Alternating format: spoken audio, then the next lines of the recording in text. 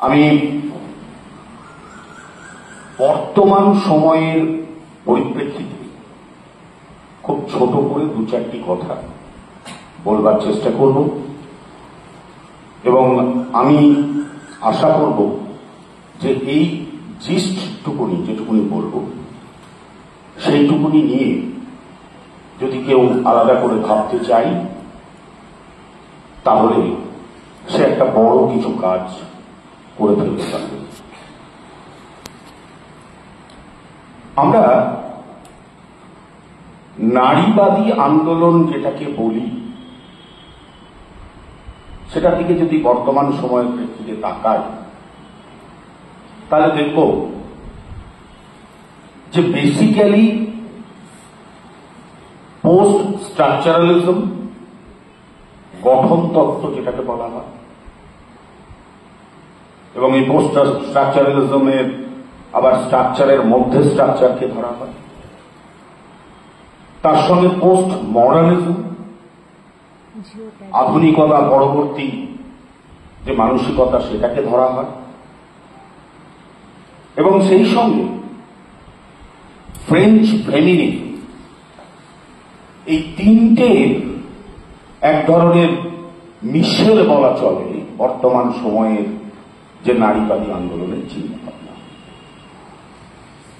এখানে এই মুহূর্তে যারা কাজ করছেন তাদের মধ্যে অগ্রগণ্য যারা, যেমন আছেন ফুকো, অর্ডার অফ থিংস বলে ফুকোর একটা বই আছে, সেখানে উত্তর আধুনিক চিন্তাভাবনায় নারীবাদকে কিভাবে উপস্থাপিত করা হচ্ছে,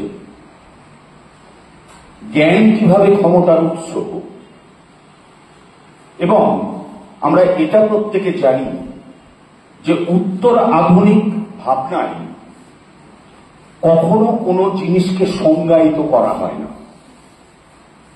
অর্থাৎ আমরা যখন কোনো একটা সিদ্ধান্ত নিয়ে ফেলি তখন সেখানে আমরা একটা সংজ্ঞা নির্দেশ করতে চেষ্টা করি এবং আমরা দেখাতে চাই যে এই কথাগুলোর মধ্যেই ওই সমগ্র প্রক্রিয়াটা টিকে আছে। উত্তর আধুনিকতা এই নীতিতে বিশ্বাস করে। অর্ডার অফ থিংসেও ফুকো সেই কাজটি করছে।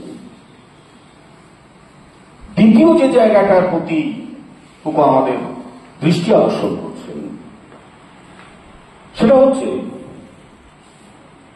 যে 19 এবং 20 শতক, যে সময়টা আধুনিক যুগ বলে আমরা জেনে আসছি, এই সময়ে একদিকে বুর্জুয়াতন্ত্র, অন্যদিকে সাংস্কৃতিক ক্ষেত্রে বিশেষত মনস্তাত্ত্বিক দিক থেকে একটা নতুন ধরনের দিশা আমরা দেখতে পেয়েছি। এবং এই আধুনিক সময়কালের মধ্যে যেখানে একটা বিশেষ ধরনের শোষণ যন্ত্রের ব্যাপারটাকে আমরা সমস্ত সাহিত্যে গবেষণায় লক্ষ্য করছি, সেখানে ফুকো বলছেন যে এই আধুনিক সময়কাল মূলত নারীর ক্ষেত্রে যেটা অত্যন্ত গুরুত্বপূর্ণ একটা জায়গাকে চিহ্নিত করেছে সেটা হচ্ছে নারীর মনন। অর্থাৎ আমরা যদি 19 শতাব্দীর আগের দিকে যাই তাহলে দেখব 1960-এর দশক থেকে যে আন্দোলনগুলো হচ্ছে, ওলস্টন ক্রাফটরা যে আন্দোলনগুলো করছেন, তার সঙ্গে ডোনা হারাওয়ে দ্য সাইবর্গ সম্ভবত কথাটা নামক যে লেখা, সেখানে তিনি যে বিষয়গুলোকে তুলে আনছেন, বা রিসেন্টলি জুলিয়া ক্রিস্টেভার লেখাগুলো যদি আমরা দেখি তাহলে দেখব যে একটা সময়ে ফুকো যে জায়গাটাকে নির্দেশ করলেন যে নারীর একটি শরীর এবং তার সঙ্গে যৌনতা যুক্ত হয়ে আছে, ফলে নারীর ইচ্ছে বা অনিচ্ছে, ভালো লাগা মন্দ লাগা, এই ব্যাপারগুলো আগে গুরুত্ব পায়নি। আধুনিক যুগ দেখাতে চেষ্টা করল যে পারস্পরিক একটা মানসিক বন্ধন নারীর সঙ্গে পুরুষের, সেখানে ভালোবাসা আছে, ভালো লাগার জায়গা আছে এবং তার সর্বোচ্চ বিন্দুটা গিয়ে থামছে যৌনতাতে। এই যে মনস্তাত্ত্বিক দিক থেকে নারী কোনো কিছুর সঙ্গে নিজেকে ইনভলভ করার এবং সমানভাবে সেই আনন্দের মুহূর্তটাকে উপভোগ করার মানসিকতাটা দেখাতে পারছে, এটা কিন্তু আধুনিক যুগের অবদান। এখন কথা হচ্ছে যে পোস্টমডার্নিজম তো কখনো নির্দিষ্ট গণ্ডির মধ্যে সীমায়িত কোনো বিষয় নয়।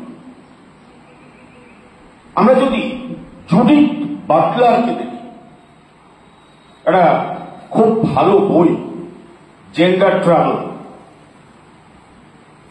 যেখানে তিনি যে বিষয়টাকে উপস্থাপিত করছেন সেখানে তিনি প্রথমেই যেটাকে ডিনাই করছেন সেটা হচ্ছে যে নারী শরীর একটা জৈবিক প্রক্রিয়াজাত বিষয়, আর সংস্কৃতি এবং ভাষা এই বিষয়টি তার থেকে একেবারে আলাদা। উনি তীব্র প্রতিবাদ করে বলছেন যে দুটোকে কখনো আলাদা করা যায় না। লোগোসেন্ট্রিজম উত্তরাভিমুখতাবাদে চলে না। তাহলে এখানে ব্যাপারটা কিরকম? হেলেন সিক্সার্স অত্যন্ত সুন্দরভাবে একটা বিষয়কে তুলে ধরলেন। কি না, তিনি বললেন যে দেখো, দেরিদা যেখানে বলছেন প্রেজেন্ট বলে কিছু নেই, অর্থাৎ বর্তমান বলতে আমি যেটাকে বলছি সেটা আর কিছুই নয়, আমি অন্য যে সমস্ত বিষয়গুলো আছে তার সঙ্গে আমি একটা পার্থক্য করে নিচ্ছি। কিন্তু যখন আমি পার্থক্যটা তৈরি করে নিচ্ছি তখন সেই সময়টা পেরিয়ে গেছে, অর্থাৎ সেটা কিন্তু এখন পাস্ট, ফলে এখানে প্রেজেন্টের কোনো জায়গা নেই। সিক্সাস বললেন যে দেখো, অপ্রতিরোধ্য যে বিষয়, জাঁপ লাগা থেকে শুরু করে বেশিরভাগ উত্তরাধুনিকতাবাদী যারা ফেমিনিজম নিয়ে চর্চা করেছেন তারা দেখালেন ভাষার শক্তি।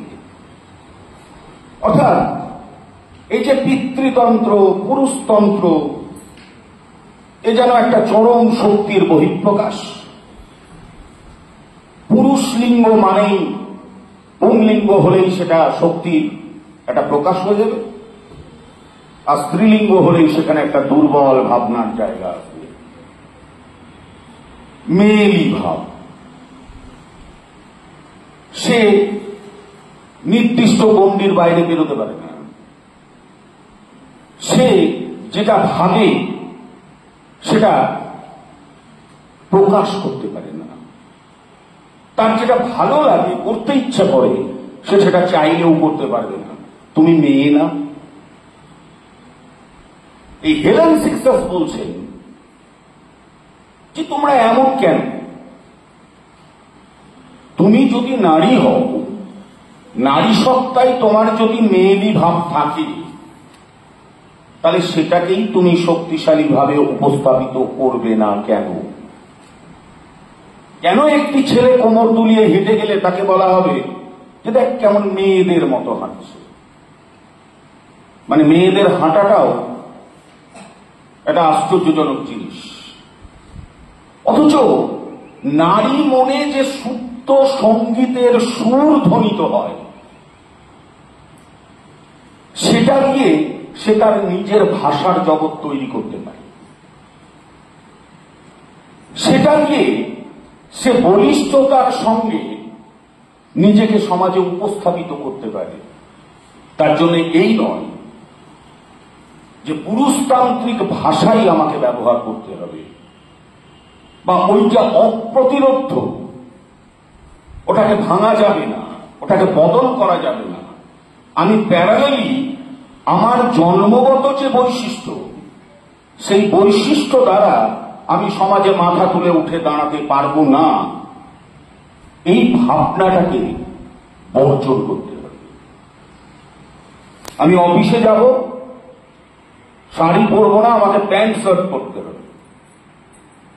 ওটা আমি আমার মনের অজান্তেই ওটাকে একটা স্মার্টনেসের প্রতীক হিসাবে ধরে রেখে দিয়েছি, কিন্তু ওটা তো আমার নয়। এবার মজাটা হচ্ছে যে কেন পোস্টমডার্নিজম কোন সংজ্ঞায় যেতে চাইছে না, তার কারণ তারা প্রথমেই যে প্রশ্নটা করছে, এবং এ নিয়ে বিস্তর মার্কসিস্ট ফেমিনিস্ট যারা, তারা তো একসময় শ্রেণী শোষণের মাধ্যম দিয়ে ওই ওলস্টোনক্রাফটের যে কথাগুলো বললাম, তারা সারা দিনকে তারা যে কাজগুলো করেছিলেন, সেখানে তারা পুরুষতন্ত্রকে ওই মালিক পর্যায়ে উন্নীত করে নারীকে শ্রমিকের পর্যায়ে এনে শোষণ, এগুলো দেখিয়েছিলেন। এবং তাই নিয়ে এখনো পোস্টমডার্নিস্টদের সঙ্গে ওদের লড়াই চলে। এবং শুধু লড়াই চলে না, মার্কসিস্টরা এখন বলে যে আরে ওই তোমাদের পোস্টমডার্নিজম বা এই সমস্ত কথাগুলো হচ্ছে সব কথার মায়াজাল বিস্তার করা ছাড়া আর কিছু নয়। এরা শুধু ধোঁয়াশা তৈরি করে, এরা কোনো কংক্রিট ধারণা দিতে পারে না, এরা কোনো সমস্যার সমাধান দিতে পারে না, খালি সমস্যা দেখিয়ে যায়। বিস্তর ডিবেট আছে। আমি যাচ্ছি না, সময় কম, পিছনের দিকে যাচ্ছি না, একটু সামনেরটা। তো উনি বলছেন যে আমার যে মাতৃত্বের অনুভূতি,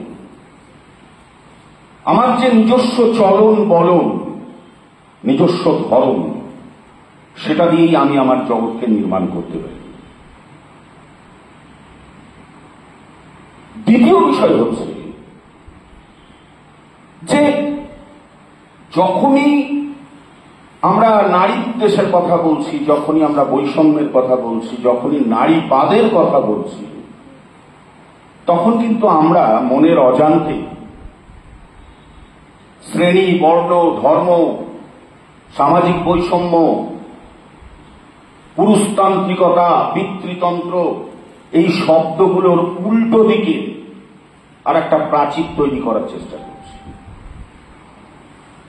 তাহলে কি এটা ধরে নিতে হবে যে যদি আমার প্রতিদ্বন্দ্বিতা করার জায়গাটা না থাকে, অর্থাৎ আমি যাদের সঙ্গে লড়াই করে আমার অধিকারের কথা বলছি, যদি সেই অপোনেন্টই না থাকে, তাহলে তখন তো নারীবাদের কোনো অস্তিত্বই থাকবে না।